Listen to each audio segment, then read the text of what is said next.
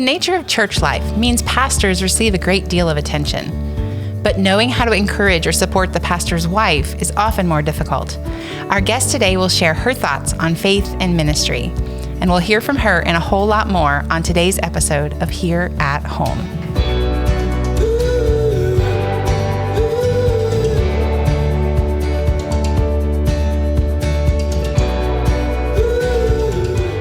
Welcome to the Here at Home podcast, a podcast about the people here at McGregor, their stories, their ministry, and their love for Jesus.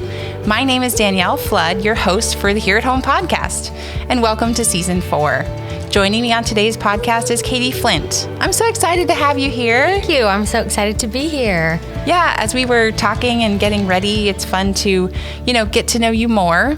I feel like our relationship literally is passing in the halls. Yes. At church. Picking up children. Yep. Yes. Picking them up. And so my heart for today's conversation is just to share a little bit more about you and your family, how people can encourage y'all, and ways that people can, reimagine the way they support pastors' families in our church and others, because it's fun to connect with the readers. That. So let's start with, who you are, your family, what you do. Yeah. So I grew up here in Fort Myers, Florida. My parents were members at McGregor since before I was born.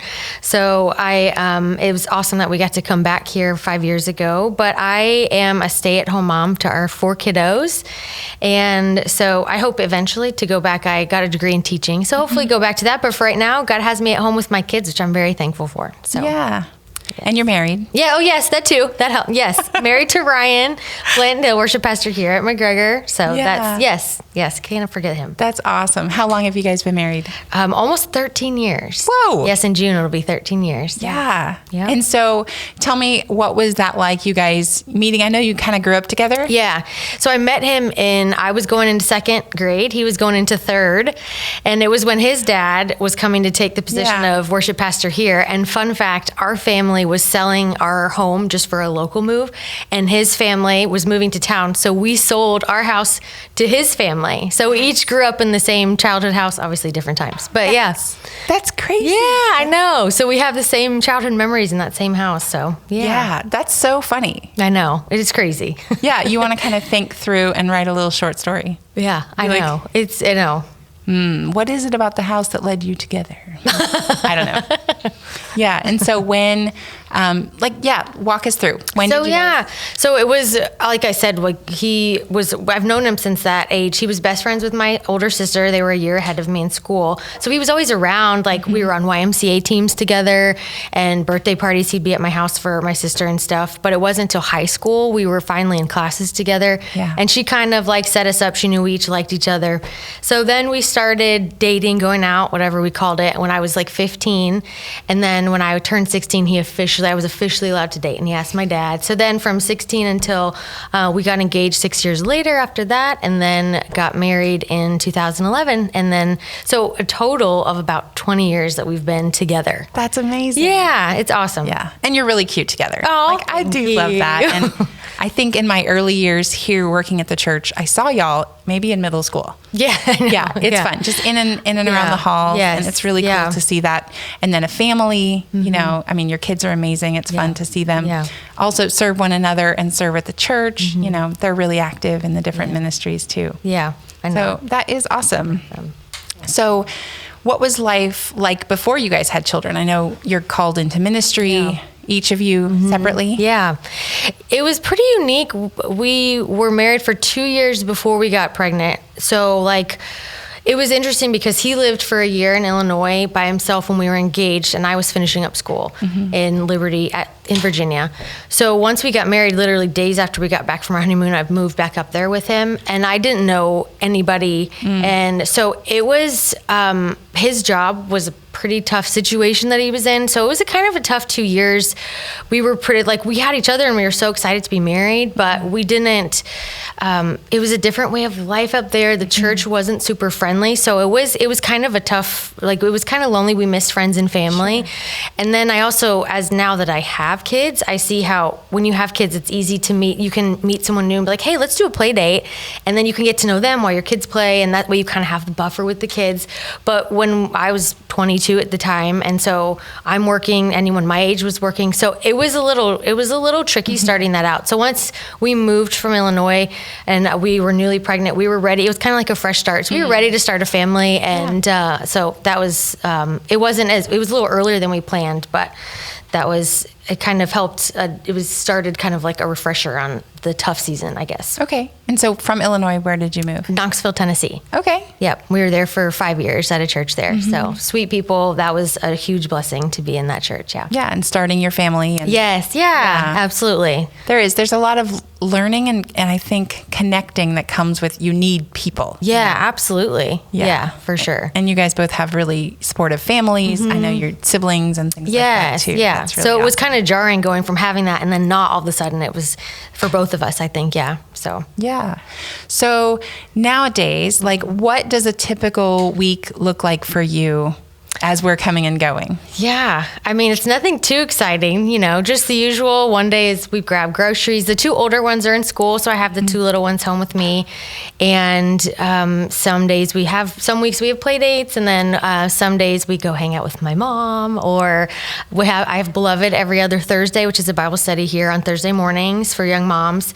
So shout out. Beloved is amazing. Oh, yes. I love Beloved. Yeah. I haven't been able to participate personally, but I hear so many great things about people building relationships, growing deeper with the Lord, finding community for your kids, and just the wonderful ministry. Yes. So, yeah, I came when we first moved back, even though it was moving back home, it was still a lot of friends that I had. Were all gone. So that was one of the first things that I did. And I immediately, people were so kind and welcoming, and I started friendships right away through it. So yes, I'm very thankful to be a part of Beloved. Yeah. That's awesome. So you said you're a teacher, but on pause. Yeah. Yes. Yeah. Did you always want to be a teacher?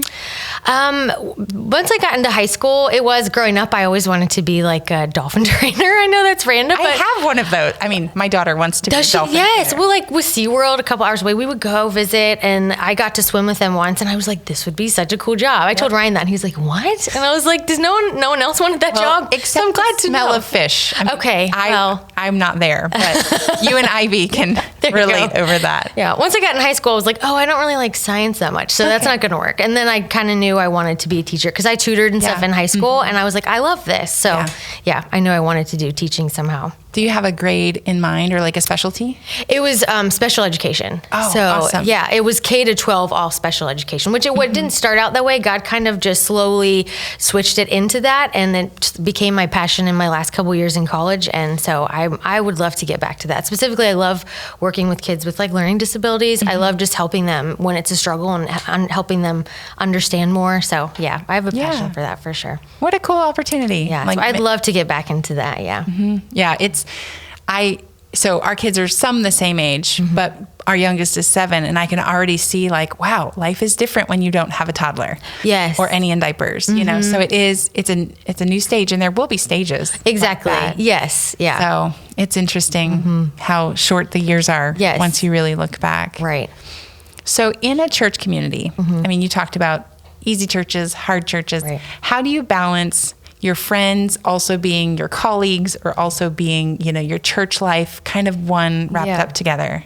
Yeah, I think we've been blessed to where the people that Ryan does work with, like having friends that are part of that he works with. So then there's a little bit, you don't have to be as guarded in conversations, maybe sometimes about certain struggles, but that, that is hard sometimes with friendships, is maybe even like at a Bible study, you can't just you have to be careful about certain things that you say, in relationship to, or with certain struggles. But at the same time, we are thankful for just different pastors' wives that I've gotten to know, especially here, that, you can talk about some of those things together, because it is hard sometimes to balance. You have to remember I can't share certain details, which with anyone's job, that's normal.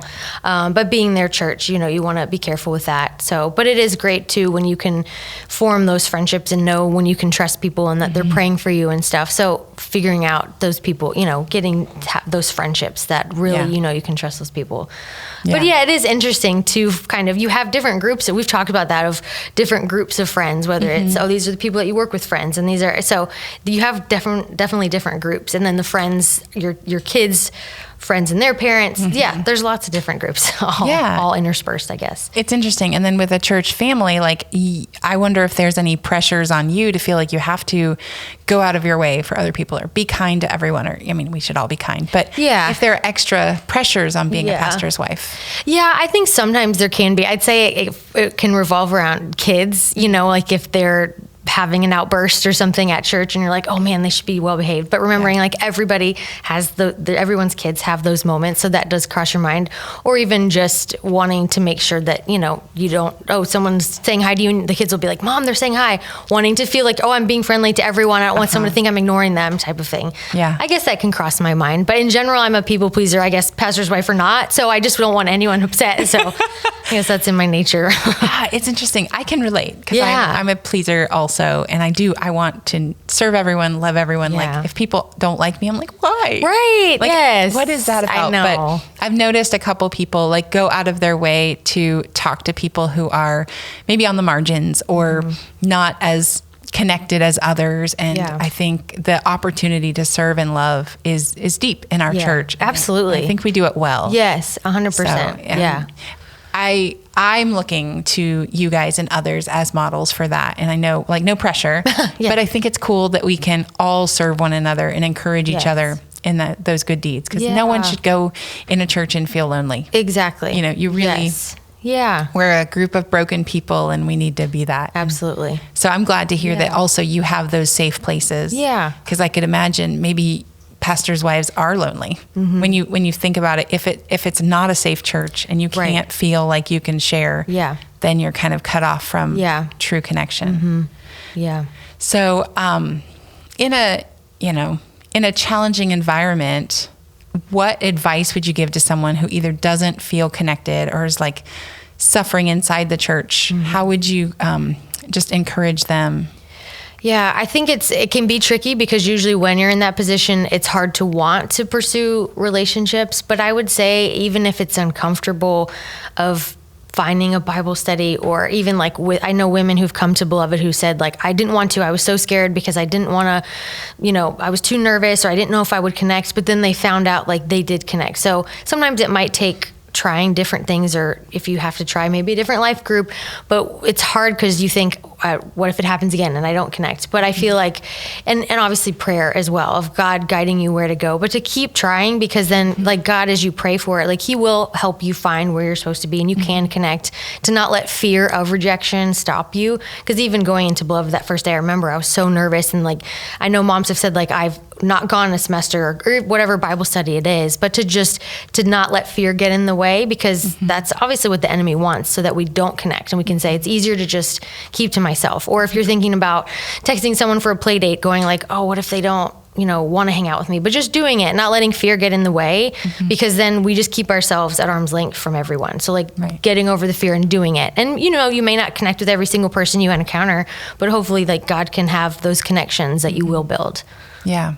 I feel like our church is really pretty tight knit. It's amazing to see that. But when I first got started, I was like, no way. This church is bigger than my hometown. Yeah. It felt like that. And I didn't have any experience with a larger church. But now knowing the smaller group is your smaller church and the people that you're accountable to and the people that'll reach out, when you're needing that support. Absolutely.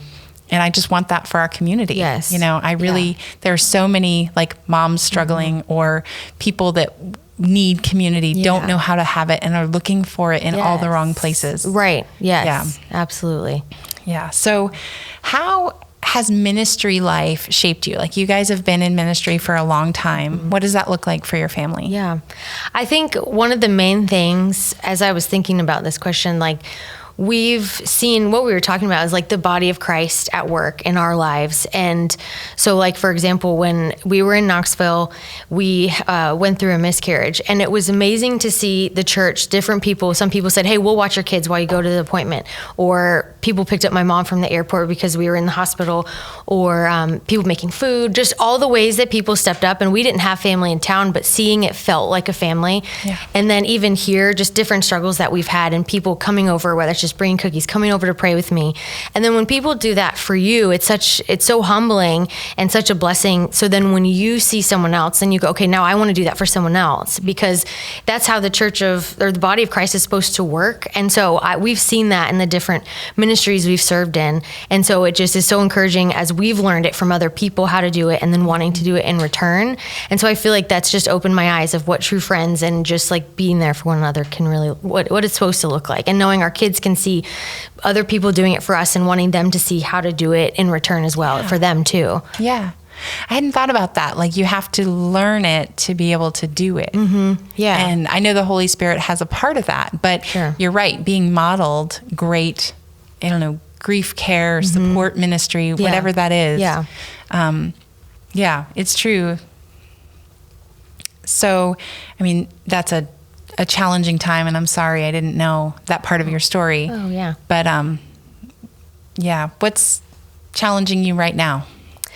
I would say, let's see, God has blessed us with 4 kids, which is truly a blessing, but it's finding balance in that, having the older kids with their schedules and keeping up with that. And then also bouncing with Ryan's schedule too. Mm-hmm. Thankfully he's able to, take the kids to school and some days take them home. But just those nights where if there's a couple nights in a row where he's had to be at work from 8 to 8, it's just, doing the single mom thing of, doing all the homework and the meals and all of that. That can be challenging, especially having a young baby. So figuring all of that out, that can be challenging. Yeah. Yeah. I heard someone describe it, like marriage is 50-50. And I was like, oh, no. Everyone gives 100% or it feels like it doesn't work. Yeah. And someone else was taking that analogy there a little further. They're like, my husband and I communicate how much we have today. Like, I'm at a solid 20. Yes. And then that you can give more. Absolutely. And kind of fit those. And yes. I'm sure in ministry you guys have crazy schedules and times. And they say ministry is messy. Yes, absolutely. Working through there and, then having the energy to support your husband and his, relationship needs. Yeah, definitely. Yeah. Oh, yes. It is true. It is. So let's talk about you when you're not chasing toddlers. Yes. What do you like to do most? What are your hobbies? I love to read, but fiction. I can't do serious stuff. So just I love Christian fiction. I enjoy baking, not too much, from scratch, but baking is fun. Even just going on walks, whether it's with the kids or without or running or something, I do enjoy that too. So that's awesome. Yeah. Yeah, baking and running are kind of opposite ends of the spectrum. I know. They are. I bake, so I run. I know. Exactly. They help each other out. They do.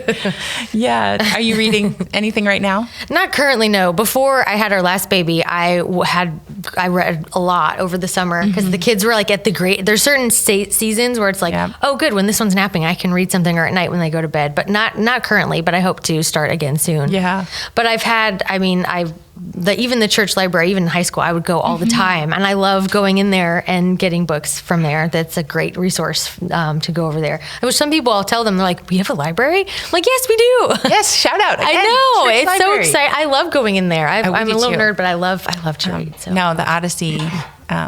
We love the discs for Adventures in Odyssey. Our kids love that. Yes. And then all the book opportunities. Mm-hmm. For sure. Yeah, that's really fun to think about.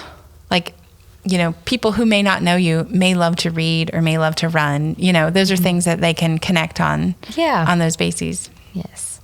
So, what makes you laugh? Not to sound cheesy, but I'd have to say my husband. He's hilarious. Since, I think I was 14, I remember signing his yearbook of, you're the funniest guy I've ever met. And I still will sign cards like that to this day. But he just makes me laugh. And now it's cute because the kids are getting older, so they're understanding his humor. So we're all just laughing at him. With him. But yes, there you go, with him. Sometimes at him, with him. Or even at each other, all of us, we just, he just makes me laugh. He keeps life light and fun. Yeah. And so, he definitely has had me laughing for over 20 years now. Yeah, that is awesome. I think he makes the whole choir laugh. Yes. This is true. I think he would too. And what fills your emotional tank when you're feeling depleted? What do you need?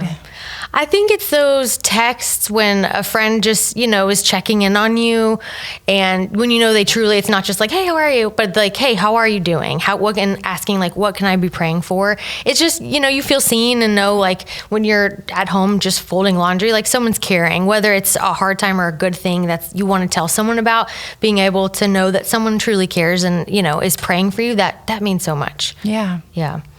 That's fun. I was thinking about like having a spouse that you can like reach out to and share those funny moments or, yes, little things, and how it does feel great to be seen, and, we can do that for one another. Yes. Yeah. So, I don't know. I love the deep relationships that the church can have. Yes. Like you can meet Christians and be like, we're friends. That happened to another pastor's wife that came just a couple years ago. Like we met and we're like, and now we're friends. Yeah. And it was really, really cool to know on a deep level, like our hearts are intertwined because what God has done for us. Yeah. And now we can use that to serve and love one another. Absolutely. And I'm in a place where a lot of my friends have moved on because God's calling them to ministries, mission work, other parts of the state, other parts of the country. And it's like, can I just not give my friends away? I know. But it's also a charge to say, okay, build new people. Sure. Build up the church, build others. And,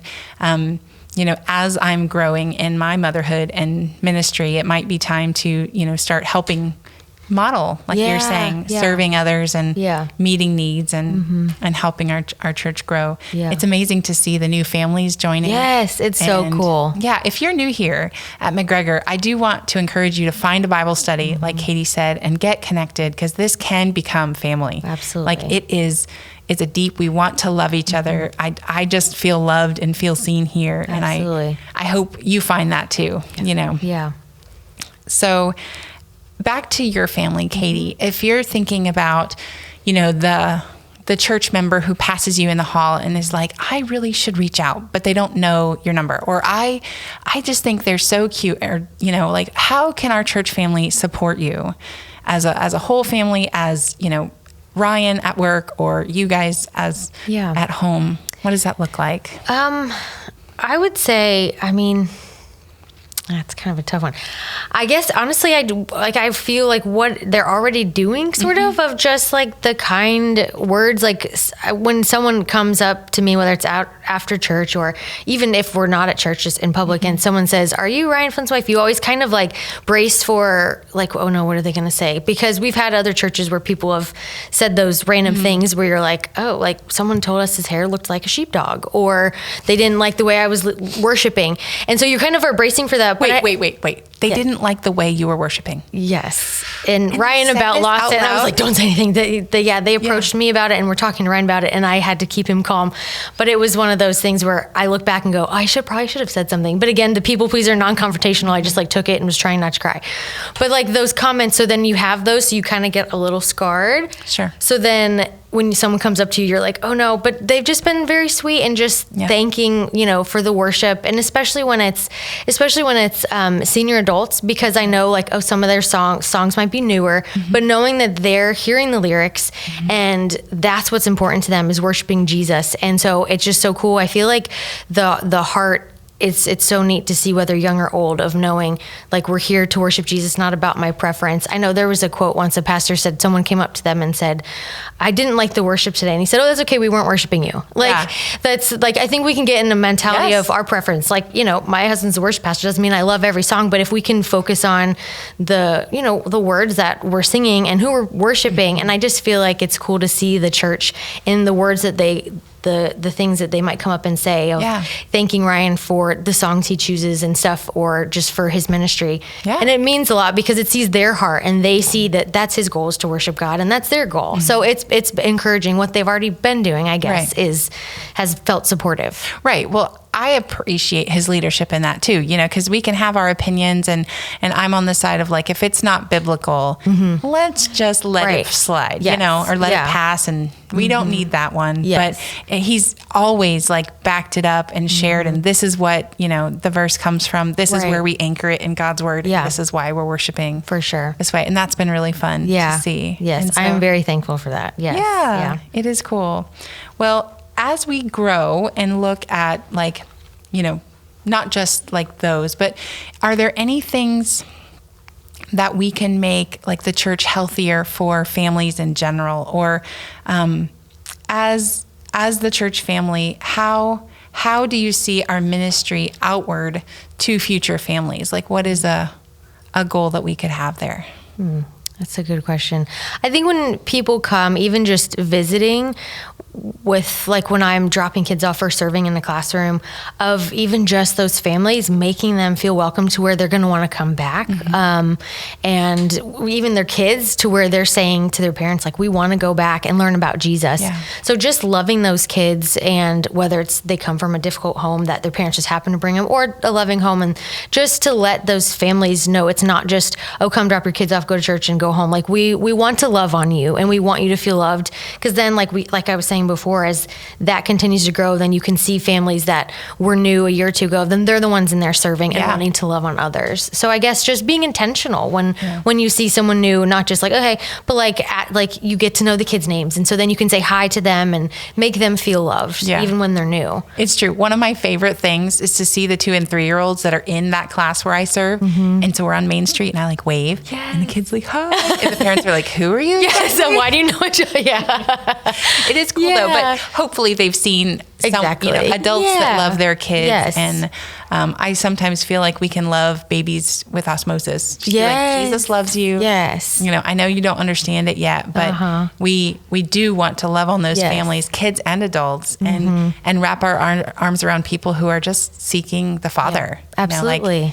And your mom actually led a Bible study that I attended once, and it was really cool of her saying, like, we are the disciplers of our kids, and if you can't like seek the Father first, they can't see that. Like we have to be the the sign for that. So absolutely, it is exciting to just to honor what God's done for us through loving others, and to try to continue there. Is there anything else you want to share? I don't think so. That's always a difficult question at the end. I could go any angle, but right. I don't think so. No, it's just awesome. So thank you so much for,